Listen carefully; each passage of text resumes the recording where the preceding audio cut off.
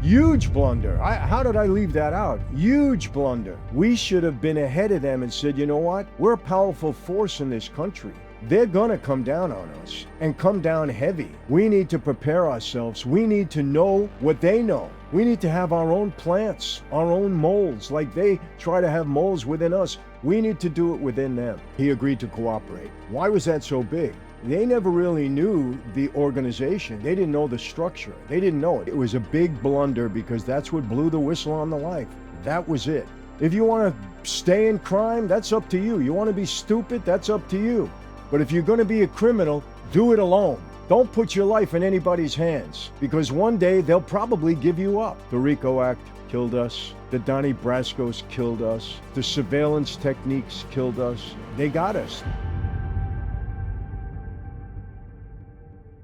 Hey everyone, welcome to another Sit Down with Michael Franzese. Hope everybody is doing well. All is very good, very blessed on this end, my friends. And as always, I give all the praise, honor, glory, and thanksgiving to our God from that. Just returned from a kind of whirlwind trip from Miami and then Cincinnati, Ohio. Was there for both pizza and wine. Everything went great. You're going to see us everywhere pretty soon. Slices Pizza and, of course, Franzese wine that so many people have been enjoying over the years. We have some bottles right here on display. Today I'm going to do something I think is will interest a lot of you.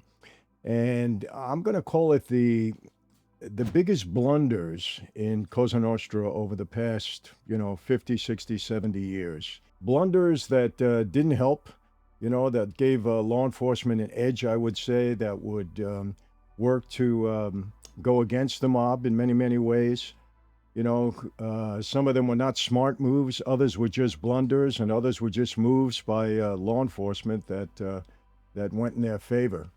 But I think if you put them all together, every one of them really hurt the life in a big way. So some of you may say, hey, that's great. And others may say, well, you know what? Not so good.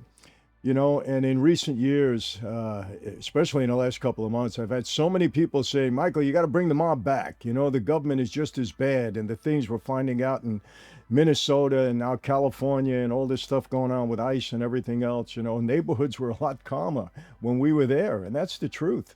Whether it be Chicago, there's more killing now in Chicago than there ever was when we were in control there. No question. People are killing each other, these gangbangers every week. We would have straightened this stuff out. There was no crime in our neighborhoods. And anybody that lived through the era, my era, you can certainly corroborate that. There was no crime in our neighborhoods. We wouldn't allow it. And we kept peace.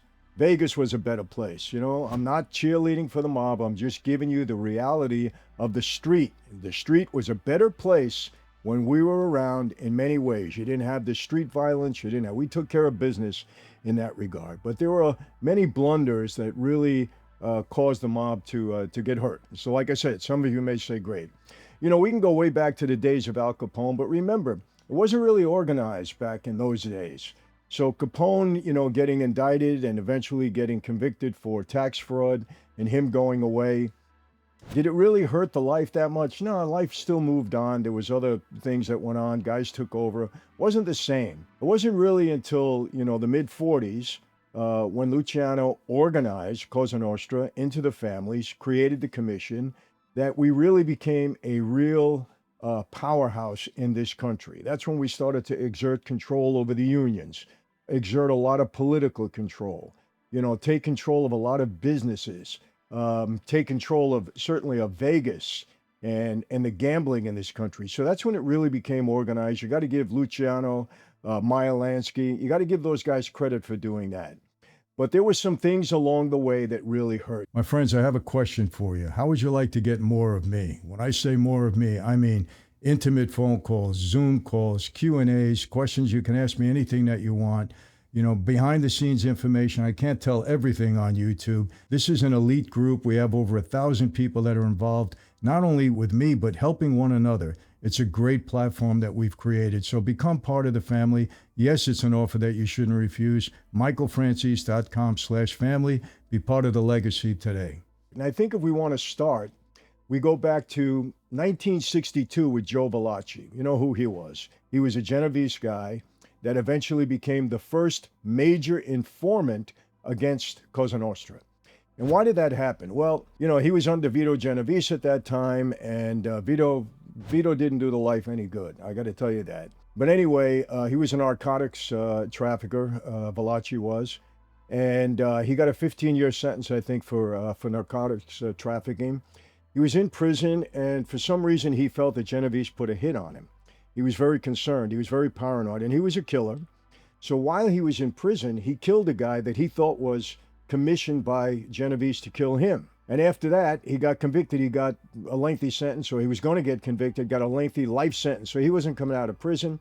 He thought while he was in there, he was going to get killed. So he contacted the FBI in 1962, I believe, and he agreed to cooperate. Why was that so big? Because until Valachi, they never really knew the organization. They didn't know the structure. They didn't know it. Because remember, Capone wasn't really structured. Those guys weren't really structured before Luciano did it. So he blew the whistle. He talked all about the oath. He talked all about the ritual. He talked all about the rankings, boss, underboss, consigliere, capo regime, street boss, and soldier. I say that because everybody gets offended when they call me a boss. I don't call myself a boss, but a capo regime for the 100th time is a street boss. So it does apply in a way. Don't get insulted. Yeah, he blew the whistle. And he let everybody understand that. Even Hoover, head of the FBI, who would not admit to the existence of the Mafia before that, had to start to come around. No question about it. So it was Vito Genovese. Did he put a hit on on Valachi? I don't know. Probably did. He was a crazy kind of guy, so maybe he did. That's the first informant. So the first informant really did it for self-preservation, because he didn't get out of jail. He was living in safe houses and everything else, and in a different wing, I think, of some of the penitentiaries that he was in. But he couldn't get out of jail. They wouldn't release him, but they did protect his life. So Joe Valachi, it was a big blunder, because that's what blew the whistle on the life. That was it. So let's start with that. And let's go to another, I think, I got them down so I don't forget. Let's go rather to another Genovese blunder, and that's Appalachia. Vito Genovese, after Costello was out, Luciano was in prison, you know the story, decided to get all of the bosses around the country and all of the made guys around the country to come to Appalachia, a little town in New York, and exercise his authority over all Cosa Nostra. He wanted everybody to know who he was. Not a smart guy. Not a smart guy at all. So he brings all these people from all over the country to Appalachia. What happens? Some highway patrol people or whatever happened to see something going on in Appalachia that never happened before. It was a quiet little town, upstate New York. And so that was when, they raided Appalachia at the time. A lot of guys were identified. And that's when Hoover finally had to say, you know what, it does exist. He was forced. Now, why didn't Hoover want to admit it before? Very simple. Because Hoover was a cross-dresser, a transvestite, whatever you want to call him. And we, meaning Costello, had information on that, because I know this for a fact. Hoover used to go to the Stork Club in New York, the Stork Club, very famous nightclub. A lot of people hung out there, whether it be mob guys. Costello owned it. My father was even there. He met Marilyn Monroe there. Judges, politicians, they all hung out there. It was a very famous place. And they had Hoover in compromising conversations, even in a men's bathroom there, with his lover at the time. So he wasn't about to blow the whistle. But after Appalachia, he had to. That was it. So again, Genovese, in order to puff out his chest and exert his power over all Cosa Nostra in the country, caused this to really blow up. And from that point on, a lot of heat came on the life. So Genovese, that was a major, major blunder. So two go to him. Valachi, and then Appalachia. Let's move on. These are in no particular order, by the way. I have to say, Gotti's unsanctioned, and it wasn't sanctioned by the commission, murder of Paul Castellano. I understand why Gotti had to do that, because he felt that he was going to be killed, because he was doing drug business, which Castellano said no good, whether it was him or his crew. They were doing it, and Gotti, who hated Castellano anyhow, figured, hey, I got to go first, because Castellano's going to put a hit on me and my crew, and I'm not going to allow it. So he does it. He doesn't get sanctioned by the commission. And what happens after that? He becomes boss, and boom, he becomes public enemy number one. Major, major target. Did he help himself? No.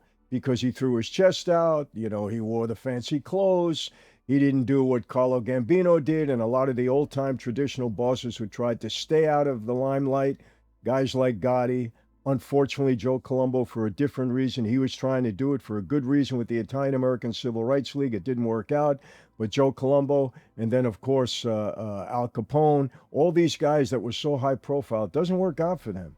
This is a life where you're supposed to stay undercover. My dad, you know, even me to an extent, you know, made those mistakes. I have to admit it. If nobody knew who Gotti was, well, he would have lasted, you know, a lot longer. Let's put it that way. Of course, the RICO Act was coming in anyhow. It was going to destroy everybody, but he would have lasted longer.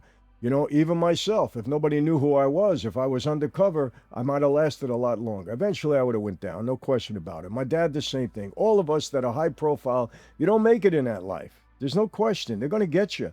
You know, you become their target. And they love to come after us. Why? Because unlike these guys on the street, we don't shoot back. We get arrested, we put our hands out, put the handcuffs on, go to court, and bail out or stay in, whatever the circumstance would be.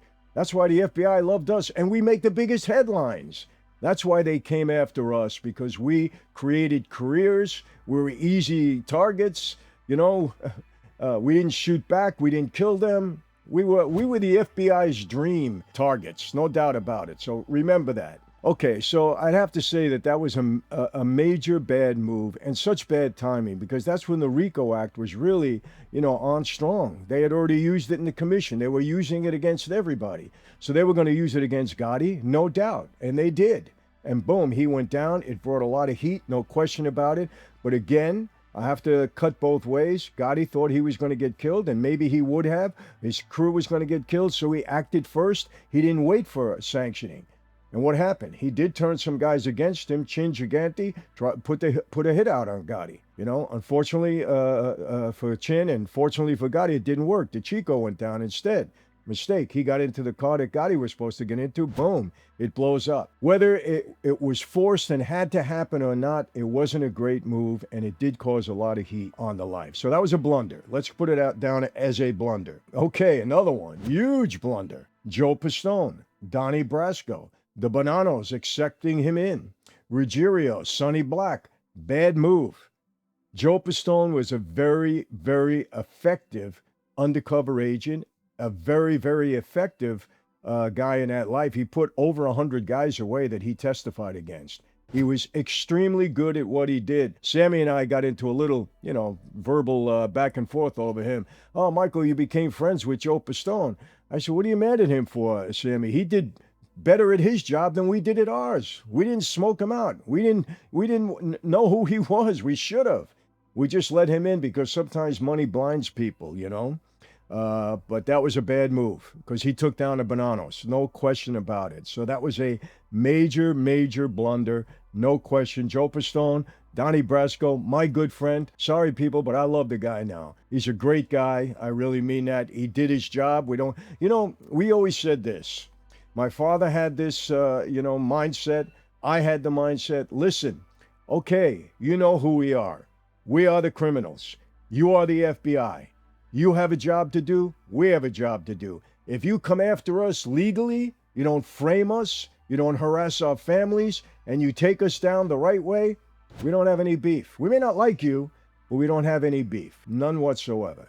So, I don't have a beef with Joe Pistone. He was an FBI agent. That's what he was sworn to do. And then, I got into this. I want you to listen to this. I got into this with my father once. When I was a young kid, he said to me, Michael, you can never be a cop. You can never be in law enforcement. And I said, okay. He said, do you know why? I said, well, tell me, Dad. He said, because a law enforcement officer takes an oath that if their mother and father violated the law, they would lock them up and arrest them. Now, would they really do that? In some cases, yeah. In some cases, no. It depends on the situation, the case, whatsoever. Every cop out there, or even law enforcement agency is not going to lock up their parents if their parents do something wrong. They're going to try to straighten it out. I would hope that they would. Let's put it that way. Because your parents come first in most cases, unless they're really bad people. Okay? Later on in life, when I walked away from that life and I had a discussion with my dad, he said, do you remember what I told you? I said, yeah, but Dad, let me ask you this. When I became a recruit, you know what Tom DeBella, the acting boss at the time, said to me? He said, if your mother is dying and you're at her bedside, and we call you to service, you leave your mother and you come and serve us. Because Cosa Nostra comes before anything, family, parent, anything. I said, so what's the difference, Dad? Law enforcement is going to lock up their parents, they take an oath, and we take an oath to leave our parents and make the life first. Why? What's the difference? Well, he didn't like that. He didn't like it. And he tried to, justify it a little bit. But, well, we wouldn't do that. I said, well, neither would the cops do that in most cases. I mean, unless their parents were serial killers or something like that, then we understand that. So that's the mentality. But again, hey, you get us the right way, we have no beef. We understand who we are. We don't make ourselves out to be saints. At least we shouldn't, because we're not. All right? You get us the right way, we have no beef. Okay, so Joe Pistone, major, major blunder. All right, I went through this. Gotti's flashy movement.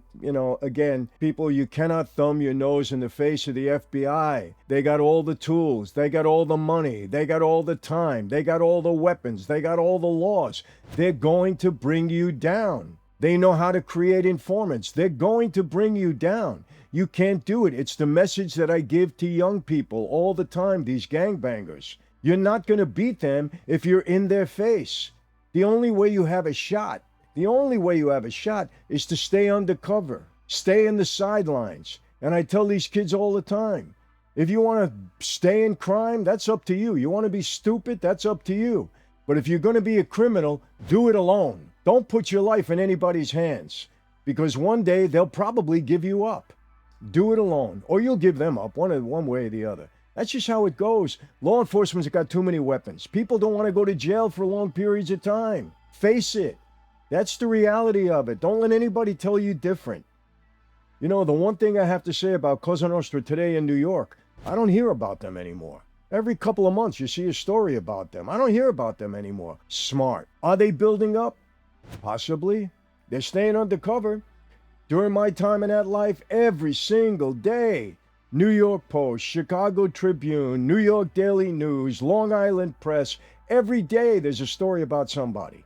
One of the 5 families, 10 guys, 15 guys, who got arrested, all the time, because we were out there. We were targets.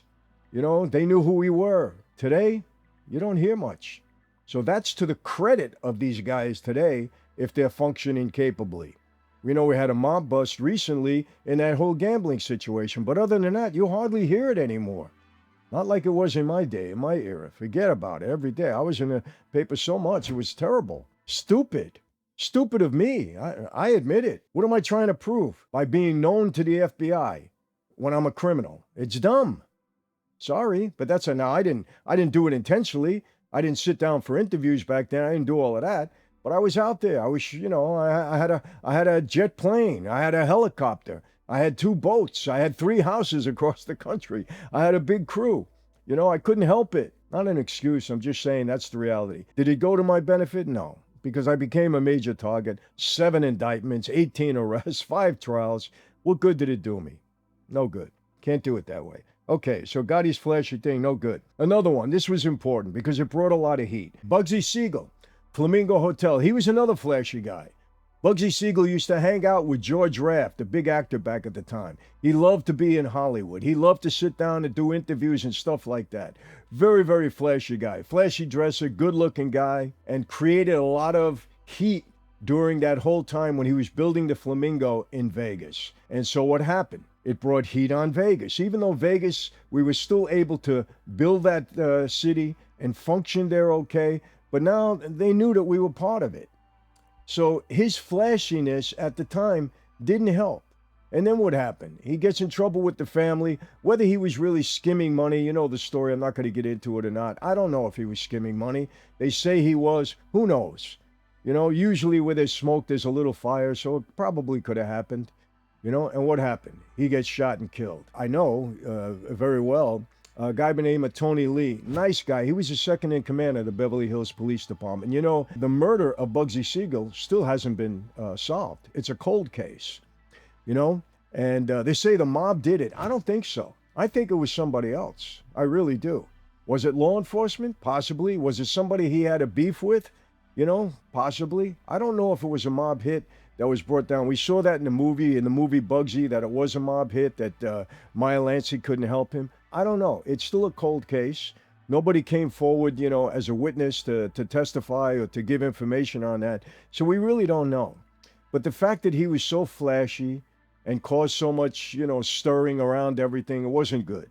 So Bugsy Siegel, and again, it just brought heat on the life. Well, there really is a mob. Bugsy Siegel was Jewish, but everybody knew he was tied up with Luciano and the guys from New York. And remember this, the Midwest eventually became the stronger presence in Vegas, but it was started by New York, 100%. Luciano, Meyer Lansky, they were all New York guys, and Bugsy Siegel. They started Vegas. And where did that come from? It came from Havana, which is another major blunder. Now, this wasn't the mob's fault. We were very, very well entrenched in Havana before the revolution. And we were going to own everything with respect to gambling there. We were going to own the whole country because we had Batista at the time. He was in our grasp. We were paying him off. When I say we, you know what I mean. My guys at that time, my fellow mob guys, Meyer Lansky played a big role in this. You got to give Lansky credit. I believe he helped Luciano engineer the whole commission. No question about that. A lot of guys in the life now, my father included, didn't like to give Meyer Lansky that much credit. My dad used to say, come on, he wasn't a made guy and this and that, but he was a smart guy. And you got to give the Jewish guys credit. Murder Inc., Alba, all those guys, believe me, they were smart guys back then. They were under us, no question about it, but they did a lot to build Cosa Nostra in this country. No question about it. Remember Murder Inc., with Lepke and all those guys, there were a lot of Jews involved in that, and they were killers, no question about it. But that was a major blunder, the revolution, when Castro took over and chased us out of Cuba. We had to leave. He took over, and then we came to Vegas. So that's how Vegas came about. It came out of Havana. So that was a major blunder, a major loss, because we would have taken over Cuba. We would have taken over that whole country with gambling because we had their leadership in our grasp. We were paying them off. They were supporting us. It was a major blunder to lose Cuba. Another one, helping to elect JFK, and there's no question about it. Don't let anybody tell you differently. No, I wasn't part of it, but I was alive during that time. I had a father entrenched in the life in that time at a high level, underboss of the Colombo family. He knew exactly what was going on. My dad was in touch with Chicago and in touch with various people around the country. I heard it afterwards from Joe Colombo, from Persico, from a lot of the guys that were around there, even from Fat Tony. We absolutely helped JFK win. Why? We handed them Illinois. Remember, the race between Nixon and JFK was razor thin. Illinois was a swing state, and we gave it to Kennedy. Because we had the unions, we really campaigned, I'll use that word, on his behalf, and he wins the presidency. Why? Because Joe Kennedy, who was a bootlegger, I know people don't like to admit to that. I even know that RFK Jr., he said that wasn't true. It was absolutely true. Joe Kennedy, the old man, was a bootlegger. As a matter of fact, he got on the wrong side of Frank Costello, and Costello wanted to kill him at one point. I was told this. Didn't happen, obviously, because they knew that it was better keeping him alive because he had aspirations of his son being in the White House, and that would be a connection. That's why they didn't kill him. That's what I was told, and I was told this secondhand, obviously, from people like my dad. My dad didn't BS me. He told me the truth. He knew it. All right? And then what happens? RFK becomes the attorney general, and he said no. He goes after Hoffa. He goes after the mob. He actually pressured Hoover to go after the mob. They say, hey, what's up here? So what happens? We cooperate with some branch of the government, I'm sure it was the CIA, to kill Kennedy in retaliation. Because remember, R.F. Kennedy went against Carlos Marcello. He went against the guys in Chicago. He locked up Hoffa. He did a lot of bad stuff. He was going after my dad. My dad swore to me that it was Robert Kennedy. And I believe it because Hoover, up until that point, didn't want to go after the mob guys until Appalachin in 62. But my dad was already, under a lot of investigation from RFK. I told you the whole story with Marilyn Monroe. My dad was dating Marilyn Monroe. He cut it off. Marilyn Monroe was talking or whatever to RFK about my dad, and that put my dad in the crosshairs of Robert F. Kennedy because he was having an affair with Marilyn Monroe. And so now he orders Hoover to go after my father. But was it a blunder? Yeah. I mean, you know, because again, even though the Warren Commission doesn't want to admit that the mob was involved in the Kennedy hit, we absolutely were. But again, it only highlights what's going on. That's all it does in that life, you know. But again, it was the third or fourth time that the government came to the mob, came to my former associates for help. They did it in Cuba. They tried to assassinate Castro. Didn't work. But they definitely 100% came to us. World War II, they came to Luciano and Meyer Lansky to protect the docks because they had to be concerned. We controlled the docks, no question about it. They went to Luciano again. Why? To help them have the Allies land in Sicily so that we can help in Europe. No question about it. Luciano did that. We had a lot of power. A lot of power. Remember that. And then, of course, they had Greg Scarpa go down during the, the racist period to find out who killed those black guys. You know, so they came to us several times. The CIA will go to anybody. Believe me. They'll prosecute us, but they'll use us when they can, too. That's the CIA. That's what they do. So, but that was a blunder. I would say, you know, getting Kennedy elected didn't help. Trust me. The world doesn't need another wine. It really needs a reason to raise a glass again.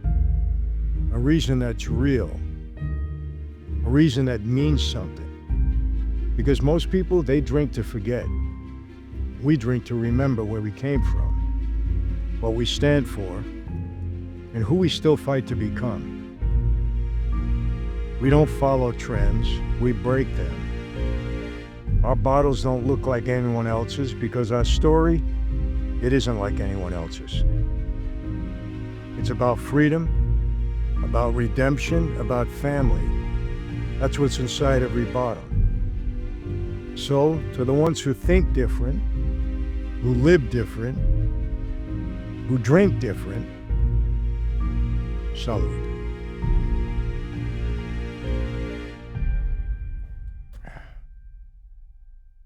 Vito Genovese, we already went down with him. You know, his large-scale narcotics push at that time, too. And again, people, don't come back at me when I continue to say this. Please understand this. We were not the major drug dealers in this country during my era. Now, Genovese wasn't really my era. Remember that. But he was a drug dealer, no question about it. He was pushing narcotics, no question about it. But after that, that's when they realized Carlo Gambino, no drugs. Paul Castellano, no drugs. Why? He was going after Gotti, because he believed Gotti's crew was dealing in drugs. Colombo, Persico, no drugs. Use drugs, you die. But the fact that Genovese was pushing narcotics at the time brought a lot of heat on the life. No doubt about it. It was a blunder on his part. He didn't need it. We controlled gambling through this country. We controlled the unions in this country. You know, we were infiltrating legitimate businesses in this country. We had politicians. Costello was smart. He didn't want drugs. Controlled all the gambling, controlled the unions, controlled politicians. Politicians didn't like drugs. Genovese was not bright. Not at all. He hurt the life a lot. No question. Another, I guess it was a blunder because it brought a lot of heat. The Lufthansa heist. Jimmy Burke. Henry Hill. Summarily involved, not as involved as the movie showed him to be. Brought a lot of heat. I remember at that time. The FBI was investigating that to the hilt because at that time it was the biggest robbery in the nation. I think they got away with over $5 or $6 million. Huge at that time, back in the 60s. Huge. So it was a big blunder, you know, the Lufthansa heist. I remember now. I wasn't even involved in the life at that time that much, you know, but I understand it was huge blunder at that time. So. Again, brought a lot of heat. No good. But, you know, you're going to do these things anyway. You know, and, you know, maybe I shouldn't consider it a blunder. I mean, nobody really went to jail for the Lufthansa heist back then. Henry Hill didn't go to jail. Jimmy Burke didn't go to jail for that, you know, at that time. Nobody was really indicted for creating that conspiracy and creating that whole heist until later on when, you know, just recently, oh gosh, I forget his name. Just recently, a guy went to jail for that. He went in and went out. I think he died after that. I'm not sure. But anyway, up until that point, is it a blunder? Well, it brought more heat, but it also brought a lot of money to the life. So I don't know. You can put that in whatever column that you want, but it was okay. You know, go back to Luciano. I think Luciano's conviction really hurt us. He was a smart guy. He wasn't a guy that, even though he was capable of violence, he took out Mazzaria. He took out, what was the other guy's name? Marangelo, whatever his name is. He took him out.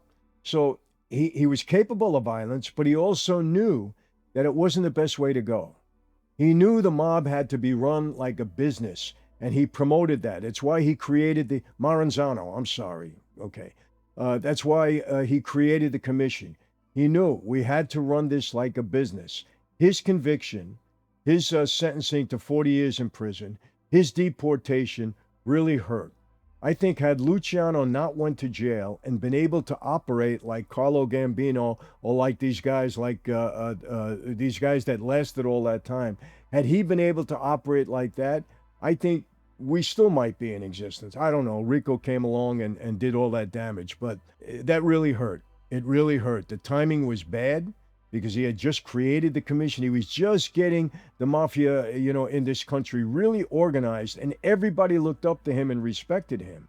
He had the respect of everybody in the country at that time. My dad told me that. Well-respected guy, very smart guy. So him getting convicted, going to prison, getting deported, huge blow to the life. So, I don't know if you want to use the term blunder or blow or mistake or mishap or something that really damaged the life. I don't know. Some of these things were dumb. In Genovese's case, dumb moves, really dumb moves. In the Bonanno case with Pistone, dumb move that they didn't really look into this guy, look into his past, really do a job on him, because he infiltrated that life for 6 years and they never knew who he was. 6 years. Come on. That's a bad mistake on our part. Bad mistake. Remember, he didn't start out with us. He was established when he got in, when he infiltrated us. It wasn't like we knew him from the neighborhood. We knew him as a kid. No, we really didn't. All right, big blow. So him going down, terrible. Okay, this is another thing that I say, and I'm probably gonna end it with this. The reason the life went down the way it did is because we didn't keep up with the technology. I'll tell you what we should have done.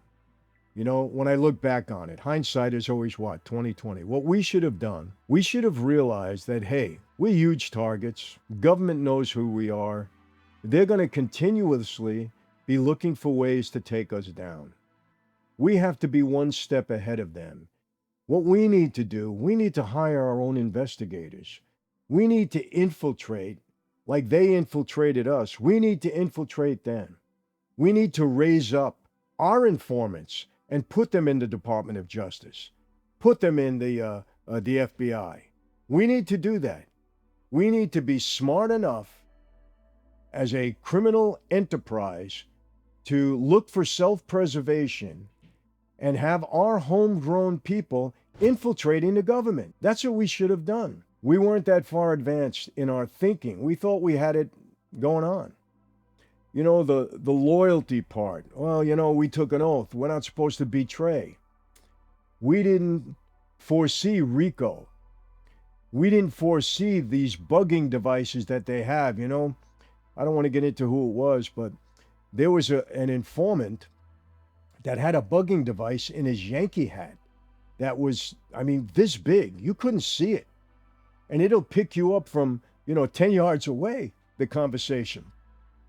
They had equipment that when they were on Mulberry Street and they were, looking at us, from what I understood, that they could aim it at you from a block away and hear what you're talking about.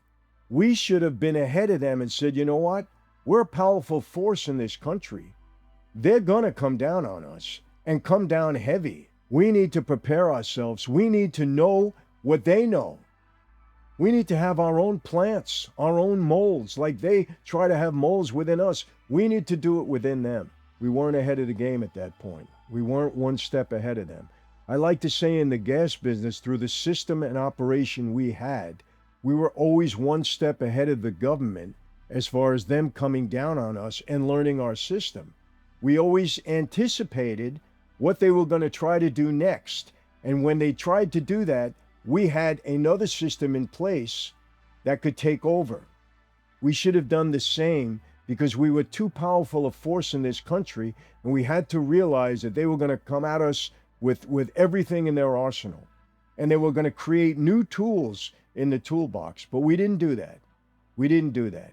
And so the RICO Act killed us. The Donnie Brascos killed us. They got us. The surveillance techniques killed us. I told you about the guy, you know, on trial with me with Giuliani, a union guy. We laughed about it, but think about this. Union guy. We're on trial for several months. In the opening statement, they mentioned his name. He was one of my 15 co-defendants. The opening statement, they mentioned his name. This guy never had a record, nothing, but he was a union guy. Through all those months of testimony, they never mentioned his name again.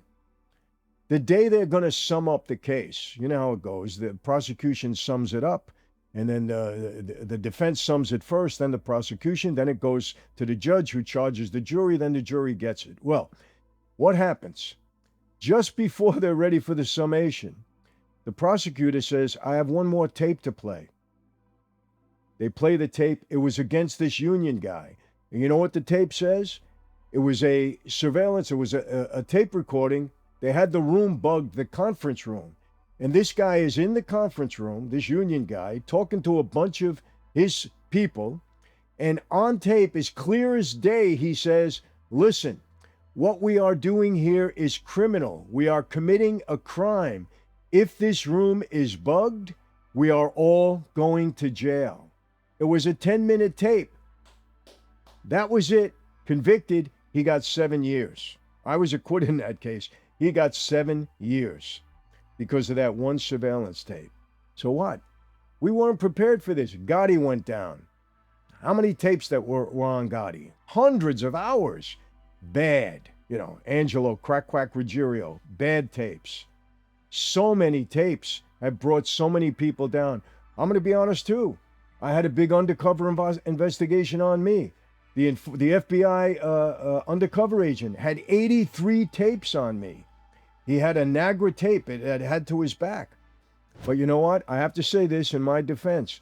Not one of those tapes was he able to use to convict me, because to get me to say something, because I was very careful with him. Why? Because my father brought me up that way. If you don't know somebody, be careful what you say to him. Be very, very careful. I can tell you another incident. I was in Howard Johnson's restaurant in Syosset, Long Island. I was sitting down with somebody I didn't know. He was an undercover informant. He had a van outside. He was wired. They had a van outside listening to the whole conversation. But you know what? I wired myself too, because I didn't trust this guy. So when they told me, you know, that place was wired, I said, well, whose tape do you want to use? Mine or his?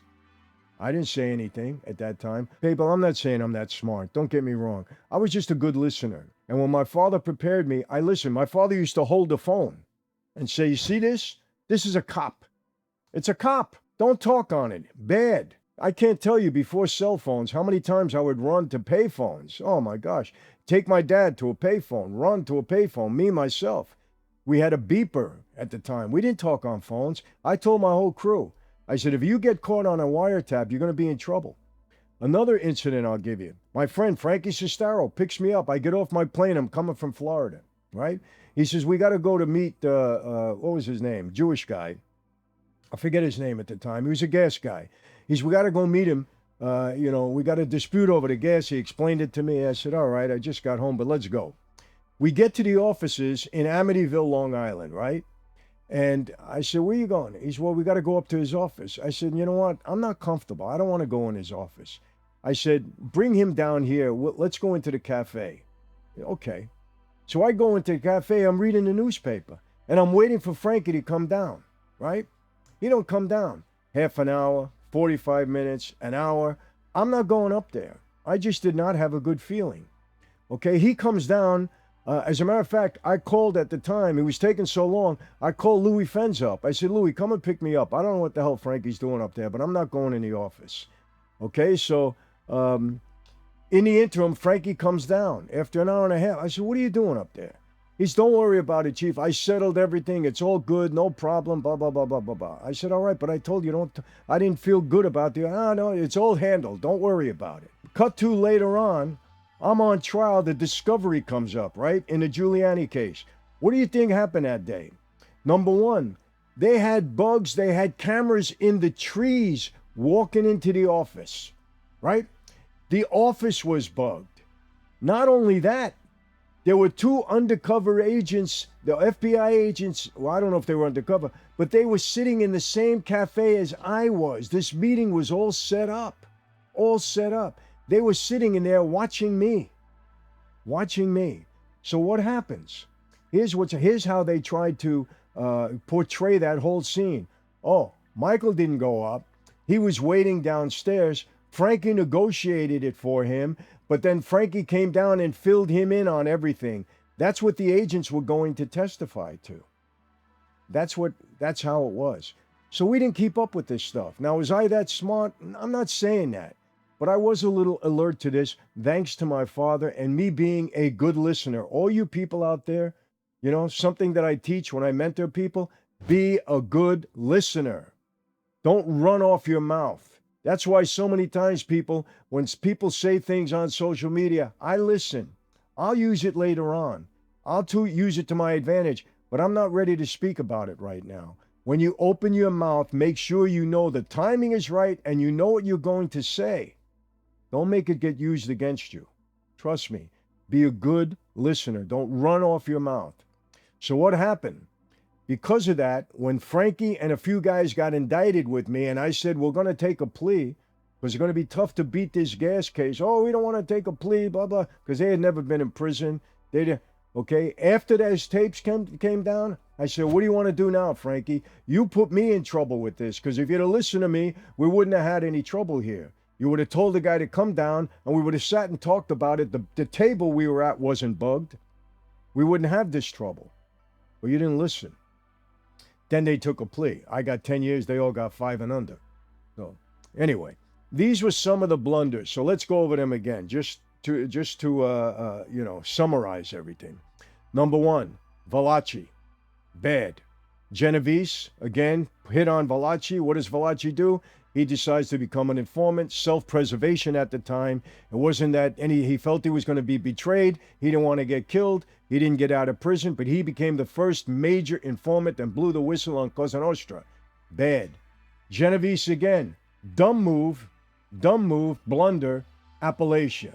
Didn't need it, wasn't necessary. He wants to throw his chest out and exert himself. Didn't have to do it. Bad blunder. Cuba.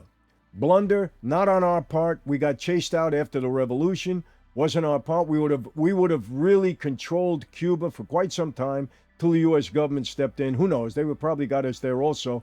But, you know, that was a major hit on our operation, getting thrown out of Cuba. Vegas, Bugsy Siegel. Bad move, too flashy. Flamingo Hotel didn't go right.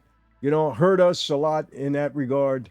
But again, we were still able to build and dominate Vegas for quite a long time. And everybody through that era, everybody that knew when we ran Vegas says, Michael, it was so much better a town when you guys were there. Absolutely. No question about it. It was better. So we got ran out. Now you got Vegas. Everybody's leaving that town. It's not the same. Beautiful hotels, but not the same. Trust me on that. Okay. Lufthansa heist. Great for the mob, but again, brought a lot of heat. So look at it whatever way you want because it was so out there. They're still talking about it. I'm talking about it. So it was big. Okay? Gotti. Flashiness didn't work. No good. Oh, before I do that, let me put the final nail on the coffin. It was RICO. No doubt about it. That's what brought us down. That's what really, really did the damage. RICO. Give Giuliani the credit because he used it effectively. Oh, let me tell you another thing I left out, but let me bring it back. Joe Bonanno. Sorry. A big fool. Writes that book. tries to make the mafia look like this grandiose, wonderful, philanthropic operation. Got in the crosshairs of Giuliani. He'd tell you the story. He said, that's how you present the criminal organization, Bonanno? What did he have to do that for? He's the boss. He's in Phoenix. He didn't need to bring that kind of heat and make us sound like saints. It was stupid. It was dumb. So what happens? Giuliani looks at that, and out of that book, he gets the blueprint to go after the commission using the RICO Act. Huge blunder. How did I leave that out? Huge blunder. Huge. So-called Joe Bonanno. A fool for doing that. Dumb. We can put dumb on that.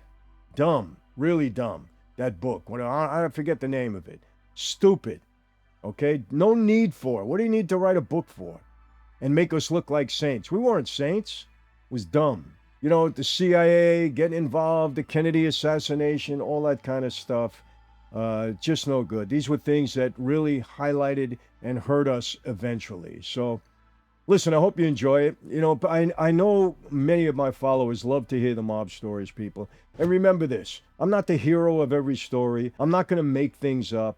But when something comes to mind that I think will be entertaining and enjoyable, and for many of you that really follow the genre, the mob genre, I'm going to bring it up. Because, look, I built the channel on that. You people supported me on that. Some of you say, Michael, we hate when you get into politics. People, I hate politics. I hate it. I despise it. But listen, please understand this. When politicians are lying to you, lying to your face, and as a result of lying to you, your life is really hurt. I just want to bring that out. It's not politics. It's trying to make you aware we have to preserve this country.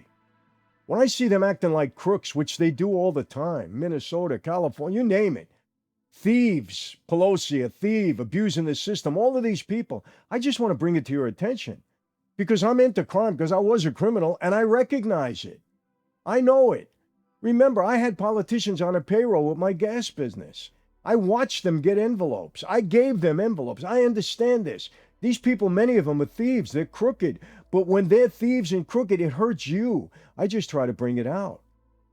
So I'm still talking about criminal behavior. And listen, I labeled the government in Washington. They're the mafia. Mafia democracy. It's my book. They are the mafia right now. Trust me. They do kill people, or they cause people to get killed. No question about it.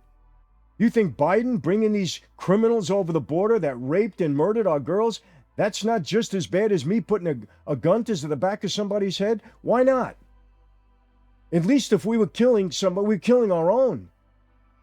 These people are getting innocent people killed for political reasons.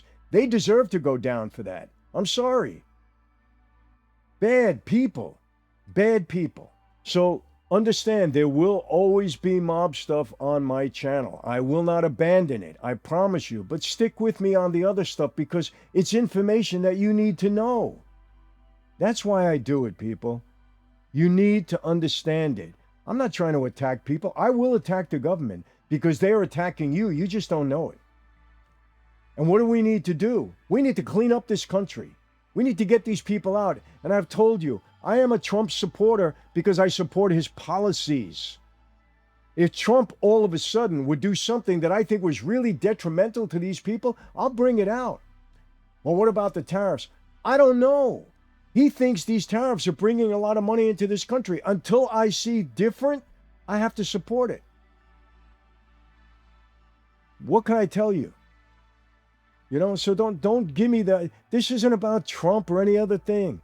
This is about preserving our country. I'm not for socialism. Come on.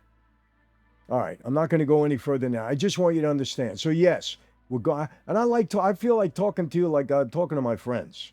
I really mean that. And of course, I'll get comments and all this kind of stupid stuff, but it's okay. It's okay. People are allowed to express their opinion. This funny thing, people, or the sad thing, when people get personal and start attacking you because they're not intelligent enough to dispute your argument or to have a difference with you in an intelligent way. And then you hear the name calling and the stupid thing. And with Israel, you're taking 7,000. So stupid. So most of the time, if I ever respond to somebody like that, I'm only bringing out your stupidity. That's all I'm doing. But intelligent discourse and dialogue and differences, I welcome it. I love it. You know, it's what Charlie Kirk was all about. Let's debate. Bring it on. Intelligently.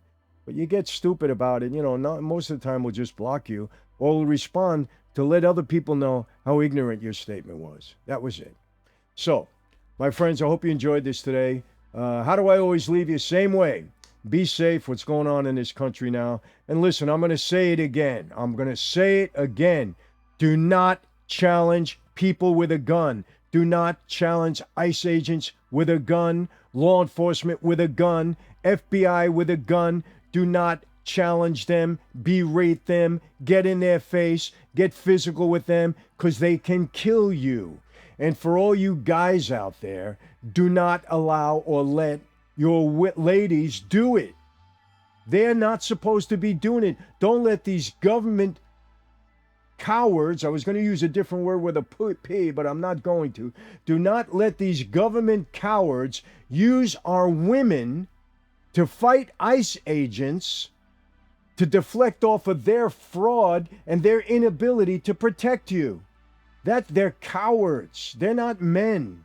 They allow women, instead of telling the women, their constituents, ladies, do not go up against these guys because they can kill you like they killed that woman. Don't do it. They're cowards. They're a bunch of bums, in my opinion. So ladies, be safe. Stay off the street with these. Don't do it. Even if you're getting paid for it, make money another way. Really, you're better off on OnlyFans than, and I don't say that proud. I understand how drastic I'm saying. At least you're not going to get killed on OnlyFans. You're going to get beat up or killed by one of these agents if they feel that their life is threatened. Use your head. Be safe. Be healthy. I'm not going to expand on that. And I will say this, God bless each and every one of you. God bless this country, that we get some peace here, that people start to use common sense. God bless your families, your friends, your loved ones. And yes, people, I'll see you next time.